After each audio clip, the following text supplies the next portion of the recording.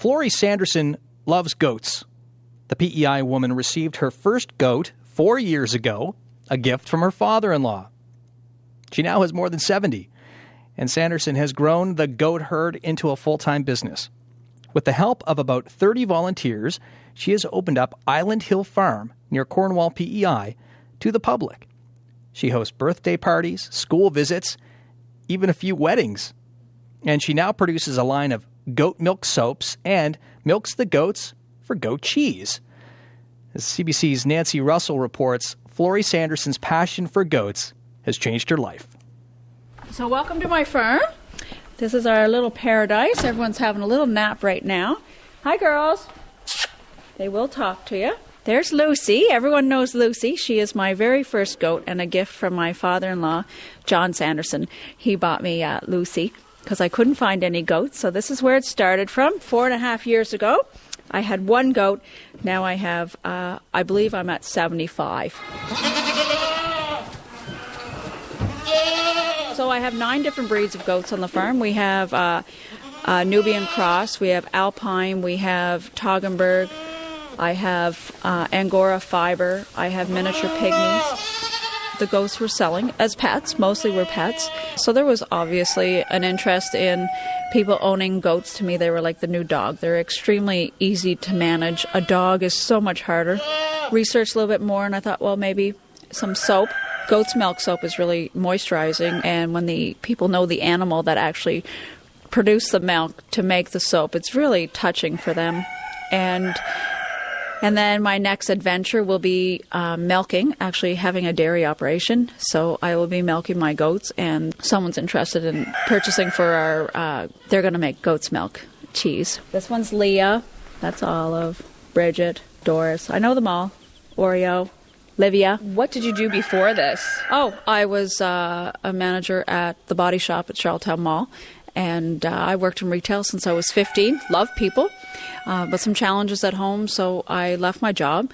Friends were over, and they said that we should really have a petting farm because we had unique animals. We had alpacas, and we had a donkey, and I'm from the city myself, so in Quebec.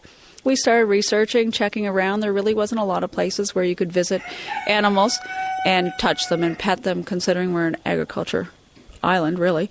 Booked my first birthday party, and then we started opening to the public. We started with just maybe a couple cars here and there, a trickle of people. Now my husband is parking cars a year and a half later because it's so many people want to see our farm. It's wonderful. Nancy, this is called a myotonic goat, and a myotonic goat is a fainting goat.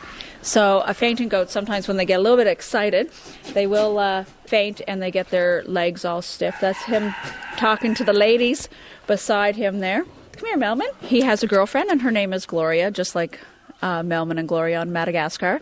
And she is pregnant, so they'll be the first myotonic goats that I know of that will be born on Prince Edward Island. So that's kind of fun. I don't know if she'll faint when she gives birth or not. We'll find out.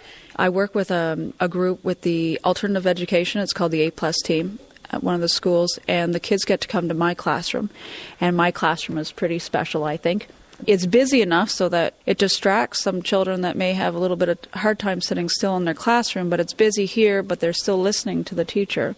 And they get to milk a goat, collect some eggs, they do some math skills and count how many goats there are. And it's just really special to see that they function really well.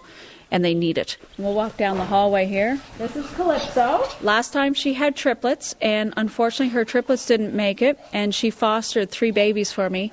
And it was so sad when she lost her babies, and every time you walk by, she would bow because you have a baby in your hand, and now she's resting for her babies. The kids, I do tell them when they start and volunteers that we are a working farm. Some of the animals will be sold, not to be alarmed. When I sell them for the kids, it's just as much as losing them, but they do learn that you can't keep them all. You just can't. It wouldn't be responsible to keep them all. It would be too hard. Too busy. There we go. Come say hi. There's Bridget. Come on. So it is full-time, 24 hours a day, cold, snow. Those storms were horrible. I counted one day how many steps from the back door of the house to the back barn to the back pen, and actually that's 150 steps. And I did that 4 times a day. That's challenging. That's a good noise. My name's Alyssa Pryor, and I volunteer here as a pre-vet student. Lately, little Bay, my little baby, has been my project. Bay has been on my lap all morning on a hot water bottle, wrapped up in some warm towels or blankets, being stroked, just some stimulation. So yeah, I came up here for a walkthrough one day, and I loved it. And I had to come back. Seeing little kids come in who are terrified to even look at the animals and then have to give all the goats kisses before they leave. It's just amazing what animals can do for people. Being in an animal environment is very calming, and I find the way the barn is set up, if you're having a difficult day, that's what's changed me. Out there is that, but when you come in, it's this. Everything falls behind you, and you need to care for something else other than other things that are going on. You have to take care of that. If you've been following us on Facebook, you would know who little Margaret is. Oh, social media. It is fabulous. Happy things, sharing of kids being happy and posting it, keeping updated. They want to know what's going on the farm, and probably we've become where we wanted to be, but because of social media, it got there a little bit quicker than if it was just word of mouth. How big do you think you're going to get? Oh, that's a magical question. My husband said enough every year, and I sneak in another one or breed another one and try another breed.